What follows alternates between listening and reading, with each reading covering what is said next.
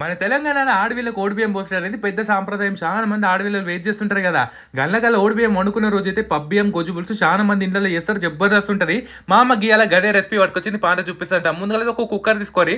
మనమైతే Indus valley నుంచి తీసుకున్నాం. ఎందుకంటే మందం ఉంటది. మన కూపన్ కోడ్ ఇలా వాడితే 12% డిస్కౌంట్ బి వస్తది. ఇక ఒక్క గిలాస బియ్యంకి అర్ధ గిలాస పెసరపప్పు వేసి 1:2 రేషియోలో నీళ్ళు పోసేసుకోవాలి. ఒకసారి కడిగి నీళ్ళు పోసుకున్న తర్వాత అందులో జీలకర్ర, ఉప్పు, పసుపు మొత్తం నూనె పోసి కుక్కర్ పొయ్యి మీద ఎక్కించేసుకోరి. అప్పట్లోపు పబ్బియ్యం ఉడికిపోతుంటది కదా! మనం ఆల్రెడీ పొద్దుగాలే చింతపండు నానబెట్టి పెట్టుకుందాం. ఎందుకంటే ఇది చిక్కగా విలుసుకోవాలన్నట్టు. ఇక చిక్కగా విసుకున్న తర్వాత అందులోనే ఉల్లిగడ్డలు ఏంచి పొడి చేసుకున్న నువ్వులు, అట్లనే ఉప్పు, కారం మొత్తం చక్కెర వేసుకోవాలి. గొజ్జు పులుసులో చక్కెర వేసుకుంటేనే టేస్ట్ ఉంటుంది. ఇక నూనె కాగిన తర్వాత ఆవాలు, జీలకర్ర, ఎల్లిపాయలు, కళ్యామాకు, ఎండుమిరపకాయలు, పసుపు వేసుకొని గొజ్జు పులుసులో తీసేసుకోవాలి.